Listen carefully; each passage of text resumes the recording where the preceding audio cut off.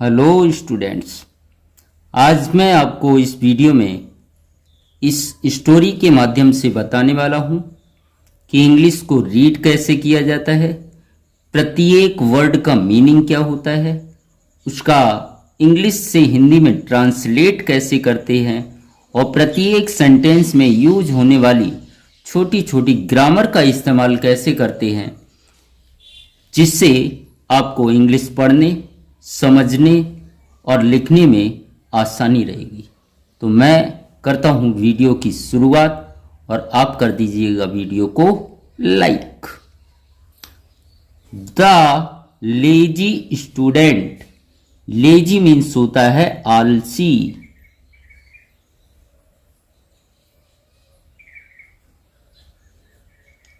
Student विद्यार्थी।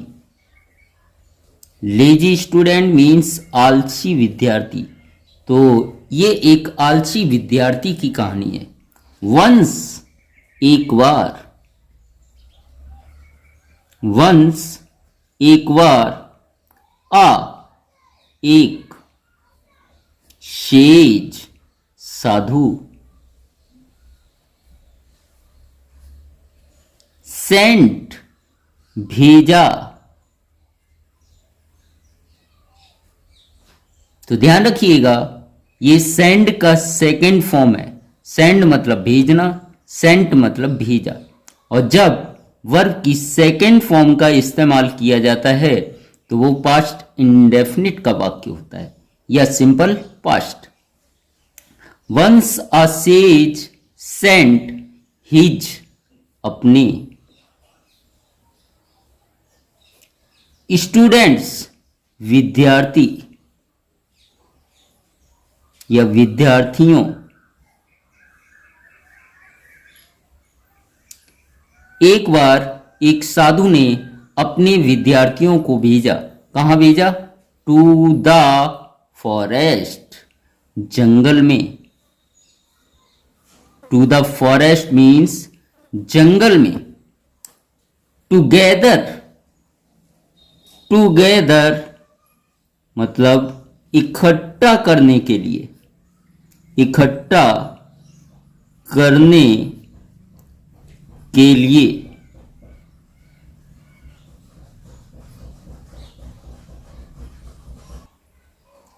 Firewood जलाने वाली लकड़ियां, जलाने वाली लकड़ियां।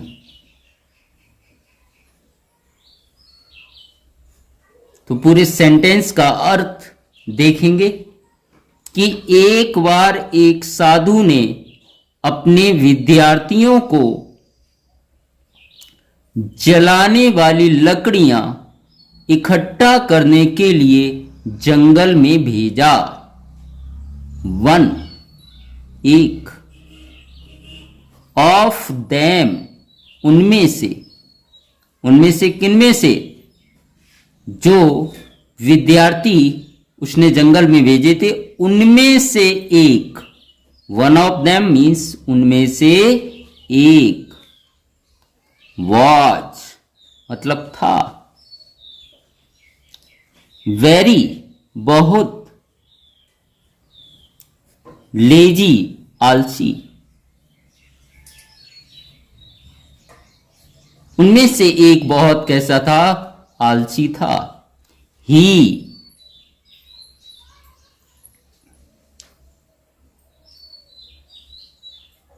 उसने। फाउंड पाया या मिला। ये ध्यान रखिएगा, ये फाइंड का सेकंड फॉर्म है। फाइंड मतलब पाना, फाउंड मतलब पाया। क्या मिला? आ एक, ट्री पेड़, उसे एक पेड़ मिला with no leaves, with no leaves बिना पत्तियों वाला, बिना पत्तियों वाला।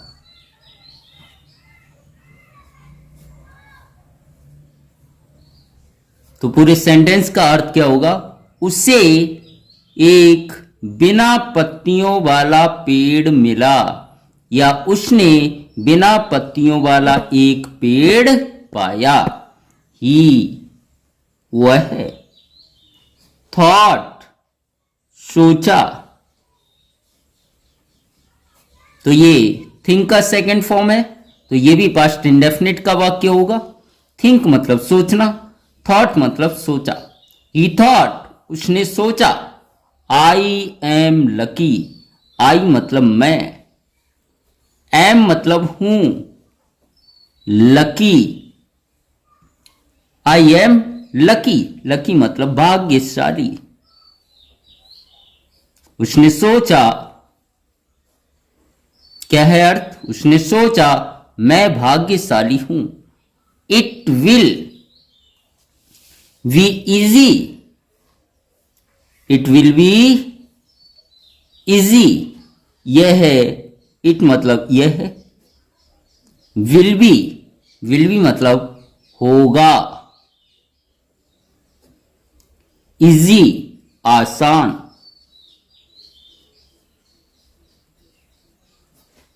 उसने क्या सोचा? आई एम लकी, मैं कैसा हूं? भाग्यशाली। क्यों? इट विल बी इजी, यह आसान होगा। टू ब्रेक तोड़ना,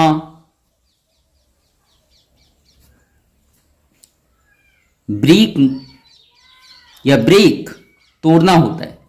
द ब्रांचेस शाखाओं को, वह सोचने लगा कि मैं बहुत भाग्यशाली हूं क्योंकि इन शाखाओं को तोड़ना बहुत ही कैसा होगा? आसान। Without having to break the leaf first. Without, without मतलब होता है के बिना, विदाउट मतलब के बिना।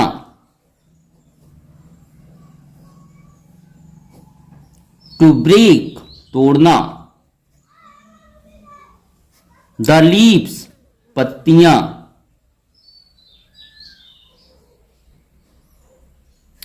फर्स्ट पहले। उसने सोचा कि इन शाखाओं को तोड़ना कैसा होगा? आसान होगा। पहले बिना पत्तियों वाली शाखाओं को तोड़े, मतलब उस पर पत्ते नहीं थे, तो उसने सोचा कि बिना पत्तियों वाली टहनियों को तोड़ने से पहले ही वो सारी की सारी टहनियों को क्या कर लेगा? तोड़ लेगा। देयर मीन्स वहां। There is no need, there मतलब वहां होता है, लेकिन यहां अर्थ होगा कोई। इज मतलब है नो नीड, नो मतलब नहीं, नीड मतलब आवश्यकता या जरूरत, आवश्यकता। देयर इज नो नीड, कोई आवश्यकता नहीं है। टू हरी, जल्दी करने की, जल्दी करने की। नाउ अब, तो पूरी सेंटेंस का अर्थ क्या होगा? अब जल्दी करने की कोई आवश्यकता नहीं है। नीड को आवश्यकता भी बोल सकते हैं और जरूरत भी बोल सकते हैं। अब जल्दी करने की कोई जरूरत नहीं है। ही, उसने, किसने?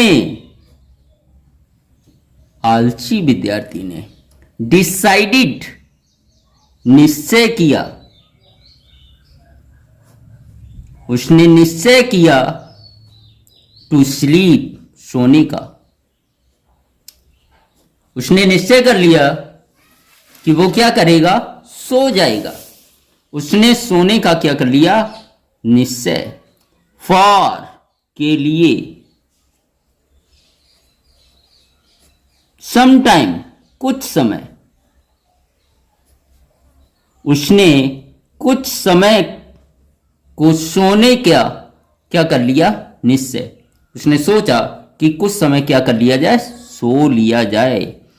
इट वॉज इवनिंग, शाम हो गई थी। इवनिंग मतलब शाम, वॉज मतलब थी, इट वॉज इवनिंग का अर्थ होगा शाम हो गई थी। बाय द टाइम, जब तक। बाय द टाइम मीन्स जब तक। ही वोक अप, ही मतलब वह है। वोक अप मीन्स उठा। ये वेक का सेकंड फॉर्म है। वेक मतलब उठना, नींद से जागना। तो पूरी सेंटेंस का अर्थ क्या होगा? It was evening by the time he woke up, जब तक वह उठा शाम हो गई थी। मतलब उसके उठते उठते क्या हो गई थी? शाम। द अदर, दूसरे। स्टूडेंट्स, विद्यार्थी। दूसरे जो विद्यार्थी थे, वर मतलब थे। तो ध्यान देना है, वर का यूज हम कहां करते हैं? पास्ट कंटिन्यूअस में। और वर के बाद वर्ब में हमेशा आईएनजी आता है। वर के बाद आईएनजी आता है। स्टूडेंट्स, विद्यार्थी, बहुत सारे विद्यार्थी हैं इसलिए यहां वर का यूज किया है। अगर एक विद्यार्थी होता तो यहां वॉज लगाते। और उसके जस्ट बाद वर्ब में क्या लगता है? आईएनजी। और जब आईएनजी लगा हो तो उसका अर्थ होता है रहा था, रही थी, रहे थे, पास्ट में। तो गेटिंग रेडी, रेडी मतलब तैयार। तो गेटिंग रेडी मतलब तैयार हो रहे थे।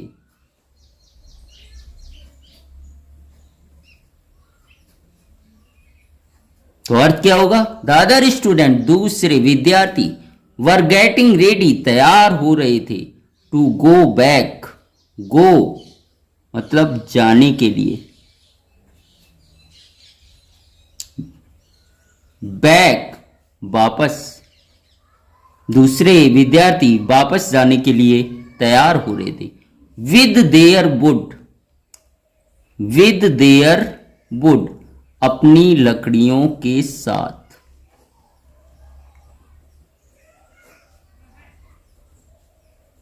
तो पूरे सेंटेंस का अर्थ क्या हुआ कि दूसरे विद्यार्थी अपनी लकड़ियों के साथ वापस जाने के लिए तैयार हो रहे थे। कहां वापस जाने के लिए? साधु की कुटिया में या गुरुकुल में, जहां वो पढ़ाई कर रहे थे। ही, उसने, किसने? आलसी विद्यार्थी की बात हो रही है अब। क्विकली, तेजी से।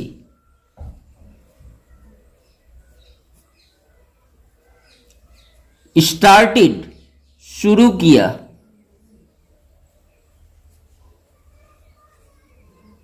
यह भी पास्ट इंडेफिनिट का वाक्य है क्योंकि इसमें क्या आया? ईडी। तो ये सेकंड फॉर्म है। स्टार्ट मतलब शुरू करना, स्टार्टेड मतलब शुरू किया।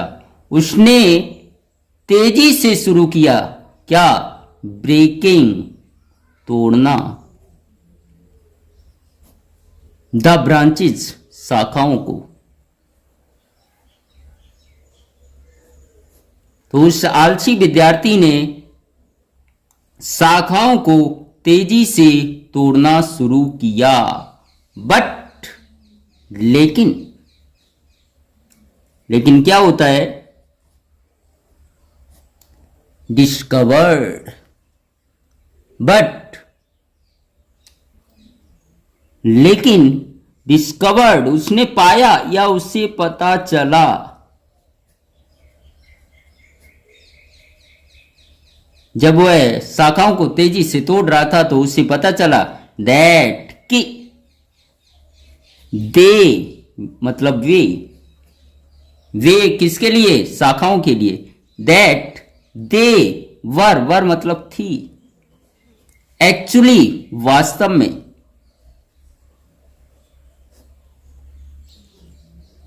स्टिल, तक। ग्रीन, हरी।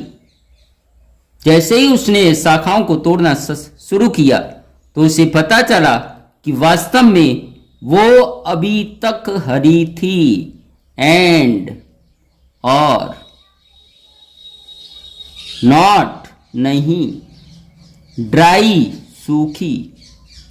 तो उसे क्या पता चला कि वो अभी तक कैसी थी, हरी थी, सूखी नहीं थी। डिस्पाइट के बावजूद, उसके बावजूद, दैट कि ही, वह है कौन, आलसी विद्यार्थी, इसके बावजूद भी उस आलसी विद्यार्थी ने ही कैरीड मतलब ले गया। ये कैरी का सेकंड फॉर्म है। कैरी मतलब ले जाना, कैरीड मतलब ले गया, तो पास्ट इंडेफिनिट का वाक्य होगा। उसके बावजूद भी वह ले गया द वुड वैग। द वुड मतलब लकड़ियों को। लकड़ियां हरी थी, उसके बावजूद भी वह उन लकड़ियों को ले गया। कहां ले गया? बैक मतलब वापस। टू द हर्मिटेज, साधु की कुटिया में। साधु की कुटिया में।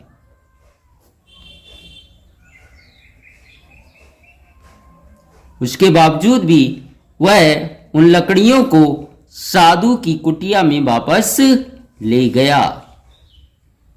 आगे है द नेक्स्ट डे, अगले दिन। अगले दिन, नेक्स्ट मतलब अगले, डे मतलब दिन। The cook, रसोईया।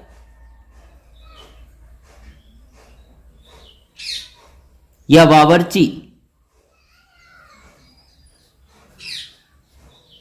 खाना पकाने वाले को रसोईया बोलते हैं या बावर्ची बोलते हैं। अगले दिन बावर्ची ने क्या किया? लिट, जलाया। द सेम वुड, उन्हीं लकड़ियों को, उन्हीं लकड़ियों को। अगले दिन बावर्ची ने उन्हीं लकड़ियों को, कौन सी? जो हरी थी, सूखी नहीं थी, उन लकड़ियों को जलाया। वट, लेकिन हुआ क्या? अलाश, अलाश का इस्तेमाल हम किसके लिए करते हैं? देखिएगा, अलाश का इस्तेमाल किया जाता है दुख के लिए। और अलाश के बाद ये जो साइन है, ये जो चिन्ह है, वो होता है एक्सक्लेमेटरी वर्ड के लिए। तो दुख के लिए बोला जाता है अलाश। कौन सा वर्ड होता है? Exclamatory word. जब हमें दुख होता है तो बोलते हैं अलाश। जब हमें खुशी होती है तो हम बोलते हैं वाव, मजा आ गया। बहुत ज्यादा खुशी के लिए एक्सक्लेमेटरी वर्ड हुर्रे का इस्तेमाल करते हैं। और बहुत आश्चर्य की बात होती है तो ओहो वर्ड का यूज किया जाता है। ध्यान रखिएगा। आगे चलते हैं। बट, लेकिन, अलास, ये दुख के लिए बोला गया है। द वुड, लकड़ियां।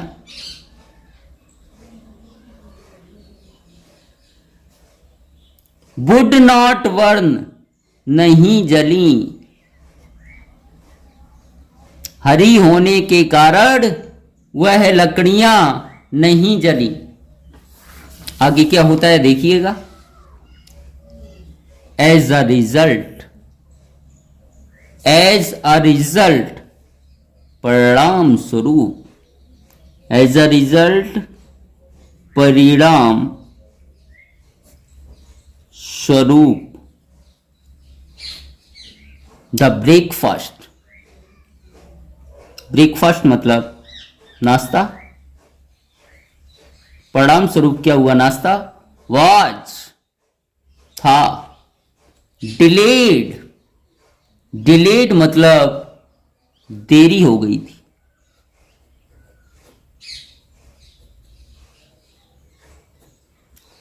लकड़ियां नहीं जली तो उसका रिजल्ट क्या निकला, परिणाम स्वरूप नाश्ते में क्या हो गई, देरी हो गई। द स्टूडेंट्स, विद्यार्थी,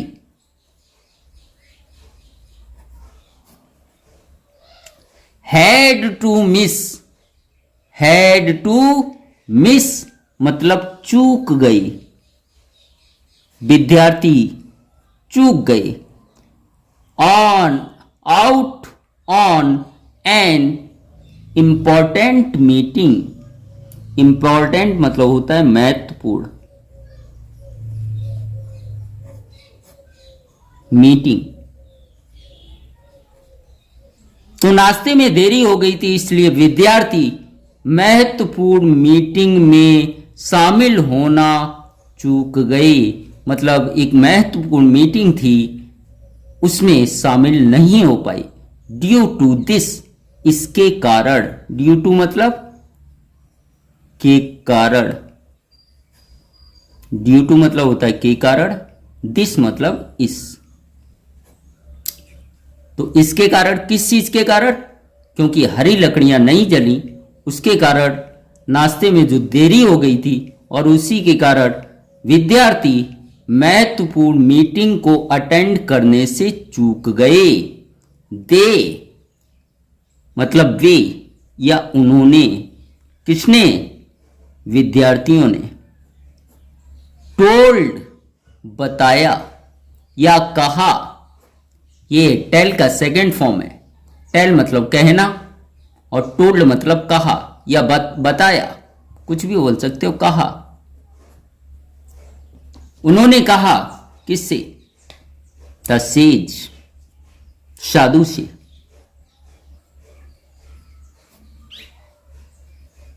एवरीथिंग सब कुछ।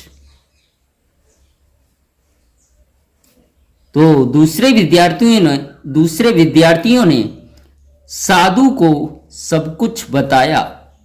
द सेज, साधु ने, द सेज साधु ने रिप्लाइड उत्तर दिया। ये भी रिप्लाई का सेकंड फॉर्म है, तो पास्ट इंडेफिनिट का होगा। रिप्लाई मतलब उत्तर देना, रिप्लाइड मतलब उत्तर दिया। साधु ने उत्तर दिया, क्या उत्तर दिया, अ फूल, एक बेवकूफ। आ मतलब एक, फूल मतलब बेवकूफ, एक बेवकूफ। हु जो, हु मतलब कौन होता है, लेकिन सेंटेंस के बीच में आता है तो उसका अर्थ होता है जो। अ फूल एक बेवकूफ, जो इज मतलब है। लेजी आलसी, साधु कहता है कि एक बेवकूफ जो कैसा होता है, आलसी होता है। कॉजेज कारण बनता है। ट्रबल परेशानी का। फॉर के लिए। एवरीवन सभी या प्रत्येक। साधु उत्तर देता है, क्या उत्तर देता है कि एक बेवकूफ जो आलसी होता है सभी के लिए या प्रत्येक के लिए। एवरीवन मतलब प्रत्येक या सभी के लिए।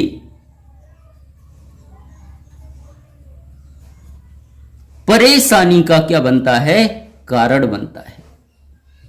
तो उम्मीद करता हूं मेरे द्वारा बताई गई स्टोरी